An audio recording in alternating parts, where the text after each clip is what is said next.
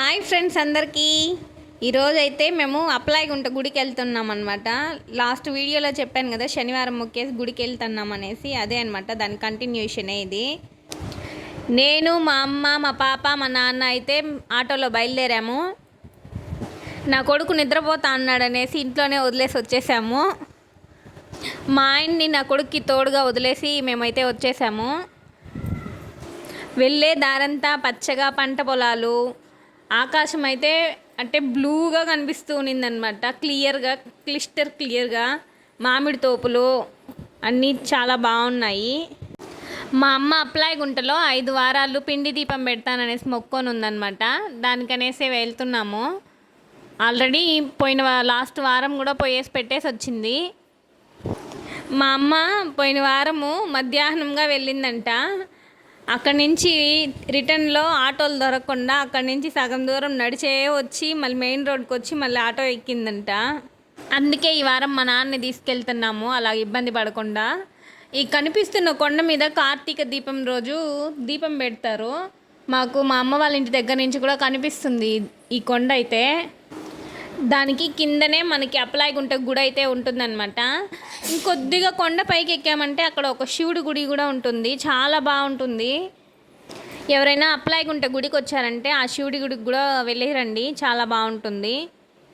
ఇంకా మేమైతే గుడి దగ్గరకు వచ్చేసాము. ఇదైతే గుంట అనమాట. అప్లాయిగుంటలో గుంట ఉంది కదా, ఆ గుంట ఇదే అనమాట. నార్మల్గా అయితే ఈ కొలనులో తామర పూలన్నీ చాలా ఉంటాయి. ఈరోజు అన్నీ కోసేసి ఉన్నారనమాట. ఇంకా మేమైతే గుడి దగ్గరకు వచ్చేసాము. కొబ్బరికాయ అవి తీసుకొని వెళ్దామనేసి ఇక్కడ తీసుకుంటున్నాం అనమాట. అన్నీ సెట్గా అయితే 70 రూపీస్ చెప్పారు, మేము అదే తీసుకున్నాము. ఇంకా ఫస్ట్ అయితే మాకు ఎటు వెళ్ళాలో తెలియకుండా రిటర్న్ వస్తారు కదా, ఆ దారిలో వెళ్ళాము. అక్కడ ఒక పోలీస్ ఆయన తరుముకున్నాడు. మళ్ళీ రిటర్న్ వచ్చి 20 రూపీస్ టికెట్లో తీసుకొని వెళ్ళాము. ఖాళీగానే ఉన్నింది. ఫ్రీ దర్శనంకి వెళ్ళున్నా కూడా తొందరగానే అయిపోయి ఉంటుంది. కానీ మాకు డబ్బులు ఎక్కువ అయిపోయాయి, అందుకే 20 రూపీస్ టికెట్ తీసుకొని వెళ్ళాము.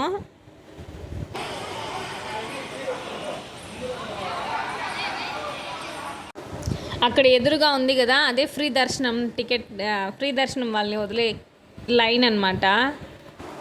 లోపలికి వచ్చాకే తెలిసింది మాకు అది కూడా ఖాళీగానే ఉంది అనేసి. మళ్ళీ ఫీల్ అయ్యి ఏం లాభం అనేసి సైలెంట్గా వెళ్ళిపోయాము. గుడి లోపలికైతే ఎంటర్ అయిపోయాను అనమాట. అప్పుడే దేవుణ్ణి ఊరేగింపు కోసం తీసుకొని వస్తూ ఉన్నారు. ఆ దేవుణ్ణి మోసే వాళ్ళందరూ ఒకే యూనిఫామ్గా బాగా అనిపించింది. అండ్ దేవుణ్ణి కూడా మేము మా ముందరే తీసుకొని వచ్చారు, బాగా చూసాము.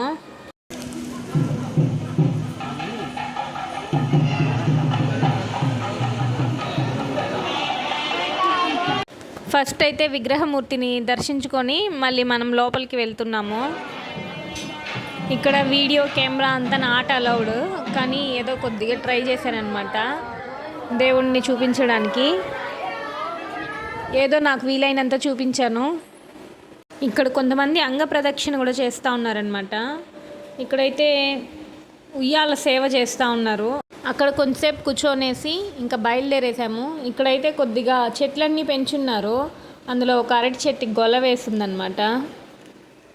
ఇంకా నేనైతే ప్రసాదం కోసం క్యూలో నిలబడుకొని వెళ్తూ ఉన్నాను.